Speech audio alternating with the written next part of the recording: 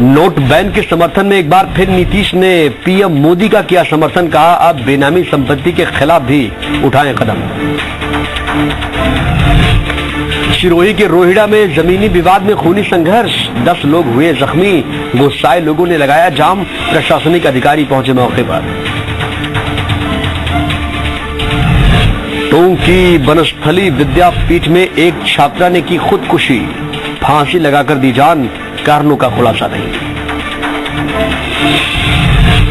जोधपुर में कलयुगी मामा ने किया रिश्तों को शर्मसार, 3 साल की भांजी से दुष्कर्म की कोशिश, बच्ची के चिल्लाने पर लहूलुहान हालत में छोड़कर भागा। और मुंबई में हुए आतंकी हमले की 8वीं बरसी आज, सीएम देवेंद्र फडणवीस ने दी शहीदों को श्रद्धांजलि, 166 लोगों की आतंकी हमले में गई थी जान।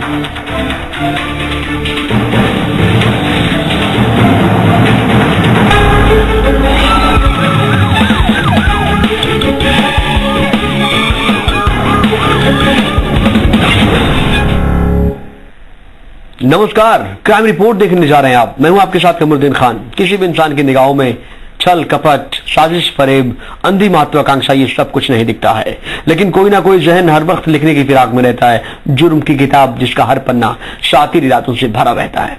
क्राइम रिपोर्ट खोलता है उन्हीं काली किताबों के पन्ने और करता है आपको आगाह कि हर वक्त रहें सतर्क, क्योंकि किसी भी गली में आपको मिल सकता है एक गुनहगार। शातिर इरादों से भरा रहता है। क्राइम रिपोर्ट खोलता है उन्हीं काली किताबों के पन्ने और करता है आपको आगाह कि हर वक्त रहें सतर्क, क्योंकि किसी भी गली में आपको मिल सकता है एक गुनहगार।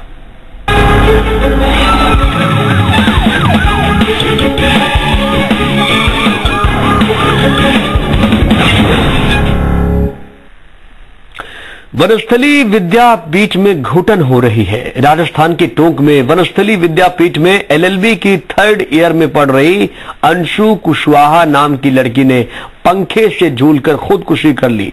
सूचना पर निमाई पुलिस मौके पर पहुंची तो आनंद फानंद में ही नियमों को ताक पर रखकर शव का पोस्टमार्टम भी करवा दिया गया। विद्यापीठ के खुले मैदान में ही ये पोस्टमार्टम करवा दिया गया।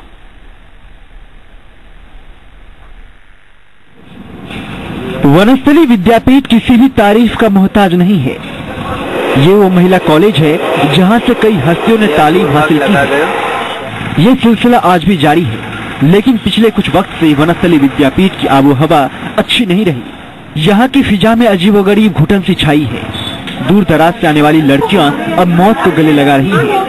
झांसी की रहने वाली अंशु ने तो पंखे से लटककर अपनी जिंदगी खत्म कर ली। 24 साल की अंशु एलएलबी 3rd ईयर में तालीम हासिल कर रही थी। शव का पोस्टमार्टम करके परिजनों के हवाले कर दिया गया। अंशु कुशवाहा, उम्र करीबन 24 साल की और झांसी की रहने वाली है। एलएलबी 3rd ईयर में पढ़ती थी। रात को करीबन 9-10 बजे के आसपास सुसाइड कर लिया पंखे से लटक करके, और उसके परिजन भी आ गए और पोस्टमार्टम कराकर डेड बॉडी उनके परिजनों को सुपुर्द कर दी। अंशु की आत्महत्या के बाद वनस्थली प्रशासन ने पुलिस से साठगांठ कर मामले को दबाने की कोशिश की। देर रात हुई आत्महत्या की जानकारी मीडिया वालों को भी नहीं दी गई। वनस्थली विद्यापीठ में ही नियमों को ताक में रखकर मेडिकल बोर्ड से छात्रा अंशु के शव का पोस्टमार्टम गुपचुप तरीके से करवा दिया गया। पुलिस भी पूरे मामले पर चुप्पी साधे रही। अंशु ने आत्महत्या क्यों की, पुलिस को पोस्टमार्टम रिपोर्ट का अब इंतजार है। पुलिस तो बराबर जानकारी साझा कर रही है और इसके अलावा मैं आपको कुछ बता नहीं सकता। और सुसाइड कैसे हुआ कैसे नहीं हुआ वो मर्ग में जांच की जा रही है। वनस्थली विद्यापीठ में आत्महत्या का ये कोई पहला वाकया नहीं है। पिछले कुछ सालों से लगातार ऐसे केसेस आते रहे हैं। तारीख 7 अप्रैल 2016 यूपी के बुलंदशहर की सोनाली गोस्वामी ने आत्महत्या की। बीएससी फाइनल ईयर की छात्रा थी सोनाली। तारीख 30 मार्च 2015 झुंझुनू की मोनिका चौधरी ने आत्महत्या की। तारीख 1 फरवरी 2013 बिहार के कटिहार की श्रृंखला ने आत्महत्या की। तारीख 30 जनवरी 2013 उत्तर प्रदेश के बरेली की छात्रा बुशरा ने आत्महत्या की। इससे पहले भी कई छात्राओं ने विद्यापीठ में आत्महत्या की है। 7 अक्टूबर 2012 में छात्राओं से कथित दुष्कर्म को लेकर आंदोलन भी हो चुका है। पिछले कुछ सालों में छात्राओं की मौत का आंकड़ा 1 दर्जन के करीब पहुंच चुका है। लेकिन जांच आज भी नहीं होती, सिर्फ पुलिस थानों की फाइलों में गुम हो जाती है। पुरुषोत्तम जोशी के साथ ब्यूरो रिपोर्ट, जी मीडिया टोंक। गैंगस्टर आनंद पाल का फेसबुक पेज फिर सक्रिय हो गया है। आनंद पाल के फेसबुक पेज पर पुलिस को चुनौतियां दी जा रही हैं। 2 मोबाइल नंबरों के साथ लिखा गया है कि दम है तो पुलिस बात कर ले। इससे पहले भी कई दफे आनंद पाल का फेसबुक पेज चर्चाओं में रहा है। हर बार की तरह इस बार भी सवाल यही उठ रहा है कि इस अकाउंट को आखिर ऑपरेट कौन कर रहा है। ये फेसबुक आईडी आनंदपाल सिंह के नाम से बनी है। आनंदपाल के गुर्गे इस आईडी के जरिए पुलिस को चिढ़ाने का काम कर रहे हैं। इस पोस्ट पर 2 मोबाइल नंबर लिखे हैं। आनंदपाल को नंबर भी साझा किया जा रहा है। पुलिस को चैलेंज किया जा रहा है। पोस्ट में साफ साफ लिखा है कि पुलिस क्या कर सकती है, दम है तो पकड़ कर दिखाएं। ये पोस्ट कल शाम को डाली गई थी। पुलिस के मुताबिक ये किसी सिरफिरे की कारगुजारी हो सकती है। पहले भी आनंदपाल के नाम से कई पेज चल रहे हैं, जिसमें से एसओजी कई चर्चित पेज ब्लॉक करवा चुकी है। 3 सितंबर 2015 ये वो तारीख है जिस दिन राजस्थान पुलिस पर नाकामी का दाग लगा था। यही वो तारीख है जब आतंक का पर्याय आनंदपाल पुलिस को चकमा देकर फरार हो गया था। 1 साल से ज्यादा वक्त हो चुका है, लेकिन आनंदपाल कहां है, पुलिस सुराग नहीं लगा पाई। अभी तक उसकी तलाश जारी है। आनंदपाल ऐसी जगह छिप गया है जहां पुलिस का पहुंचना नामुमकिन लग रहा है। आनंदपाल के गुर्गों की लगातार गिरफ्तारियां हो रही हैं, लेकिन आनंदपाल के गिरेबां तक पुलिस के हाथ नहीं पहुंच पा रहे। हनुमान के साथ ब्यूरो रिपोर्ट, जी मीडिया।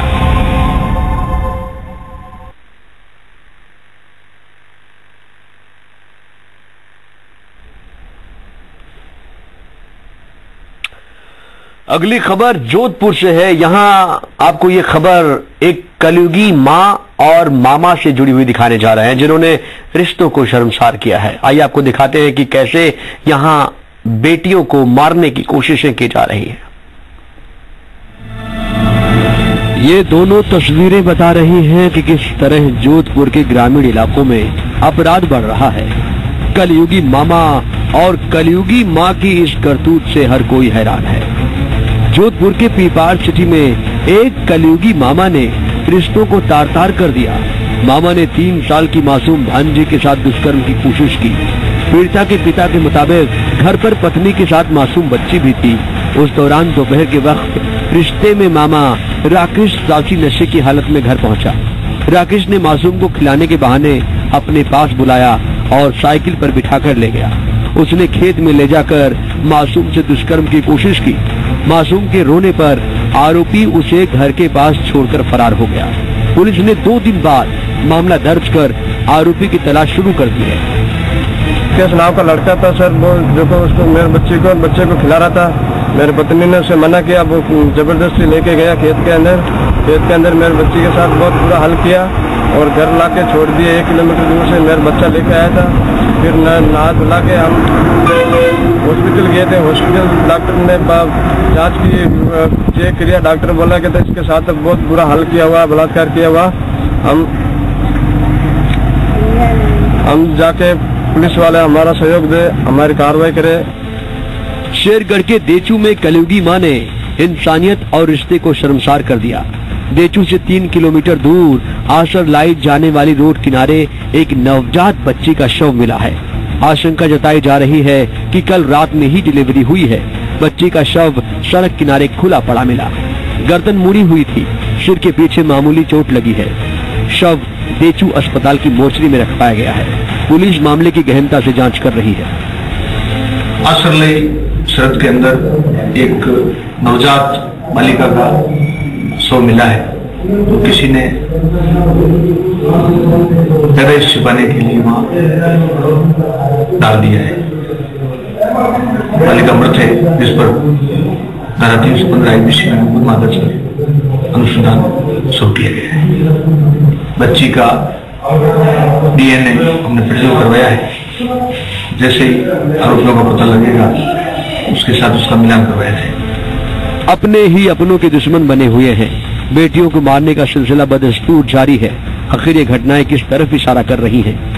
इन घटनाओं के बाद ये क्यों ना कहा जाए, कि बेटी जब बड़ी ही नहीं होगी तो आखिर पढ़ेगी कैसे। दयाल सिंह, जी मीडिया, जोधपुर।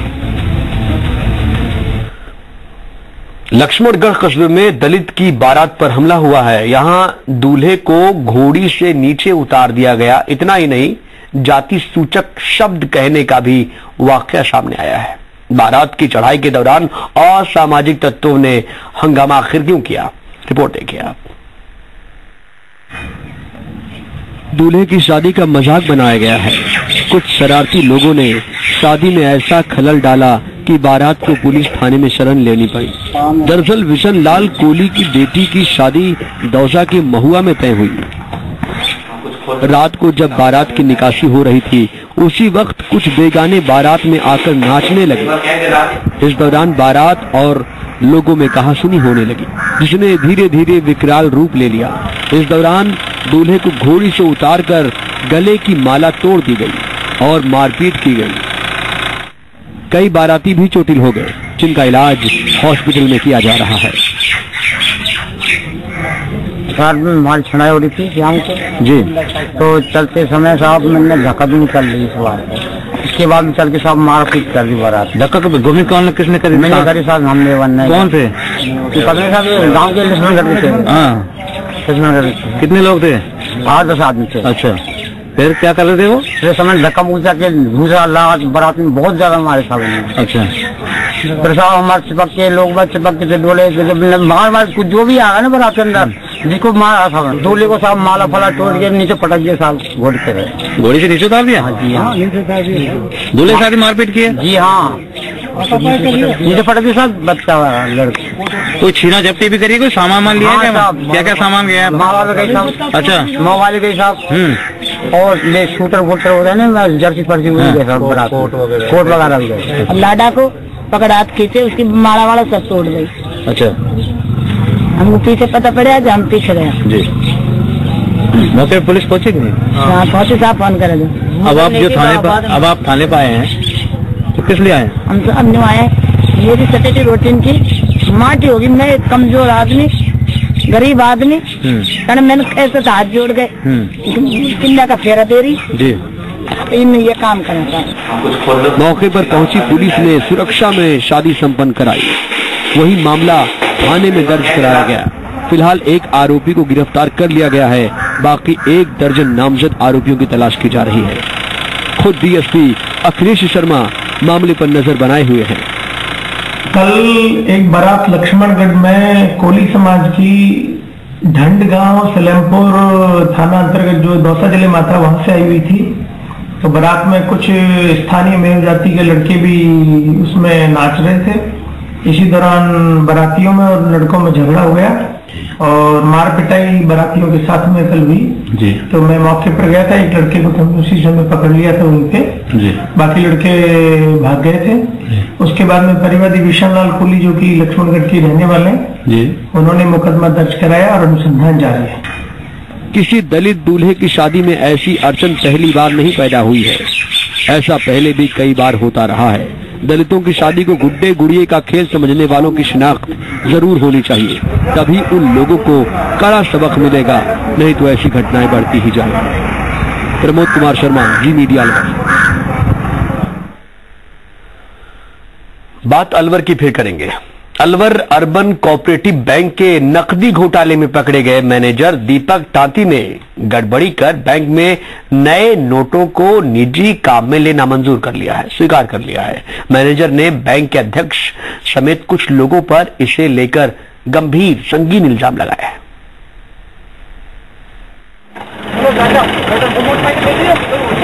अलवर में अर्बन कोऑपरेटिव बैंक के नकदी घोटाले में पकड़ा गया मैनेजर दीपक तांती लगातार खुलासे कर रहा है। दीपक तांती ने गड़बड़ी कर बैंक में नए नोटों को निजी काम में लेना स्वीकार किया है।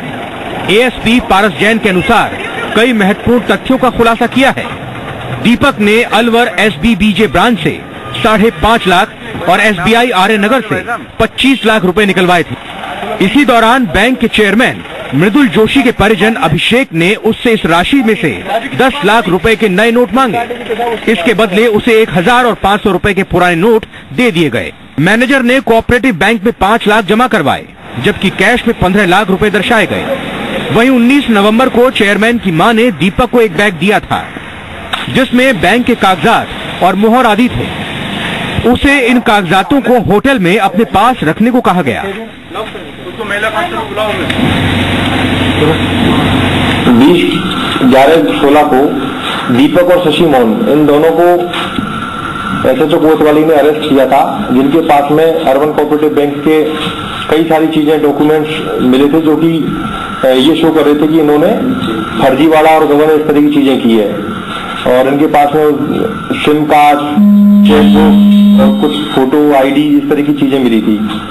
उसके बाद में उसी क्रम में किशनगढ़ में 1,32,00,000 रुपए भी पुलिस ने जब्त किए थे, जो भी इसी मुकदमे से रिलेटेड है। अलवर अर्बन कोऑपरेटिव बैंक के अध्यक्ष अशोक जोशी समेत कुछ लोगों को हाल ही में किशनगढ़ बास पुलिस ने 1,32,00,000 की नकदी के साथ पकड़ा था। वहीं कोतवाली पुलिस ने स्पेराइन होटल से मैनेजर दीपक तांती और दिल्ली निवासी शशि मोहन को गिरफ्तार किया था। इनके कब्जे से चेकबुक, खाली लेटर पैड और कई लोगों की ID आदि बरामद की गई। मैनेजर दीपक तांती से पूछताछ जारी थी। उधर अध्यक्ष अशोक जोशी कुछ लोगों के साथ 3 गाड़ियों में बैठकर दिल्ली रवाना हो गए, जिन्हें बाद में किशनगढ़ बास पुलिस ने पकड़ा था। बैंक की नकदी के इस्तेमाल का ये अवैध कारोबार नोटों में बदलाव से पहले भी चला रहा है। मैनेजर ने कबूल किया कि अगस्त सितंबर में चेयरमैन और उनके परिजन अभिषेक ने SBBJ बैंक से 25 लाख रुपए अलवर अर्बन कोऑपरेटिव बैंक के अकाउंट से निकलवाए और इसके बाद सेल्फ चेक से 4.5 करोड़ रुपए निकलवाए थे। इस रकम को जोशी लेकर गए थे। मैनेजर दीपक ने बैंक के MD और हेड कैशियर समेत कई कर्मचारियों की भूमिका पर भी सवाल उठाए। कुल मिलाकर नोटबंदी के बाद से बैंक से नए नोट निकलवाकर इनके एवज में पुराने नोटों की निजी रकम बदलवाने का गोरख धंधा जारी था। देखना यह है कि अन्य आरोपियों पर अब क्या कार्रवाई होती है। जुगल गांधी, जी मीडिया, अलवर। अभी क्राइम रिपोर्ट में वक्त एक छोटी सी ब्रेक का है, फौरन हाजिर हो रहा हूं।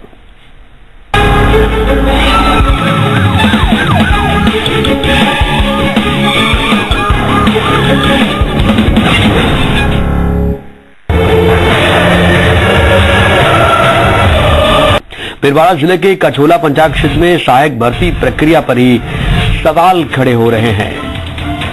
प्रक्रिया पर हाल ही में लगी रोग से परेशान एक विद्यार्थी मित्र की सदमे की वजह से मौत हो गई।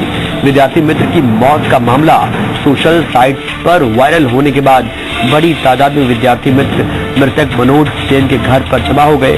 इस दौरान मानलगढ़ विधायक कीर्ति कुमारी की धमनिया पंडित दीनदयाल शिविर में पहुंचने की भनक विद्यार्थी मित्रों को लगी तो सारे विद्यार्थी मित्र शिविर स्थल पहुंचे और नारेबाजी करनी शुरू कर दी। आर्थिक सहायता दिलाने की मांग की गई और परिवार के सदस्य को नौकरी दिलाने की भी मांग की गई। बीकानेर में बरसिंहसर के पास CISF की गाड़ी पलट गई है। गाड़ी पलटने से एक हवलदार की मौत हो गई, एक सिपाही गंभीर रूप से जख्मी हो गया है। देशनोक थाना इलाके की ये पूरी घटना है। घायल को PVM में इलाज के लिए भर्ती करा दिया गया है। पुलिस ने घटना स्थल का जायजा लिया।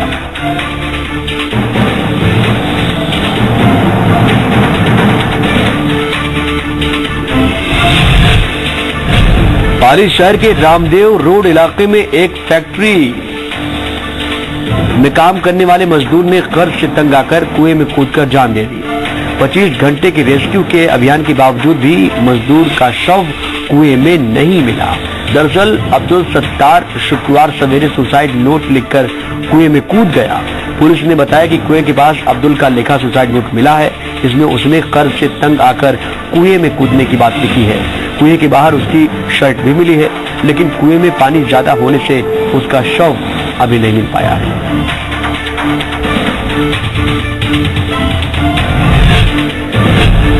बीकानेर के कोलायत में दियात्रा गांव में एक बोलेरो पलट गई। हादसे में बोलेरो में सवार 10 लोग घायल हो गए। घायलों को PVM अस्पताल में भर्ती करा दिया गया है। घटना देर रात की बताई जा रही है। राजसमंद में एक युवक ने खुदकुशी कर ली। घटना आमेट के रावा का खेड़ा की है, जहां 24 साल के युवक ने अपने ही घर में फांसी लगाकर खुदकुशी कर ली। आत्महत्या के कारणों का फिलहाल पता नहीं चल पाया है। पुलिस मामले की तफ्तीश कर रही है। भीनमाल में मिनी बांध से पानी चोरी हो रहा है। रसूखदार किसान बांध की पाल तोड़कर अवैध रूप से पंप लगाकर पानी चोरी कर रहे हैं। बार बार सिंचाई विभाग को शिकायत के बाद भी अधिकारी ध्यान नहीं दे रहे हैं। बांध से पानी चोरी होने की वजह से किसानों के कुओं में पानी नहीं पहुंच रहा है, जिससे आने वाले दिनों में पेयजल संकट बढ़ सकता है। चुरू में महिला थाना पुलिस की स्पेशल टीम ने कार्रवाई करते हुए 14 साल की नाबालिग छात्रा का अपहरण कर दुष्कर्म करने के आरोपी को गिरफ्तार कर लिया है। पुलिस टीम ने आरोपी के गांव लालासर में दबिश दी। इस दौरान आरोपी ने भागने की कोशिश की, लेकिन पुलिस की गिरफ्त से वो बच नहीं पाया।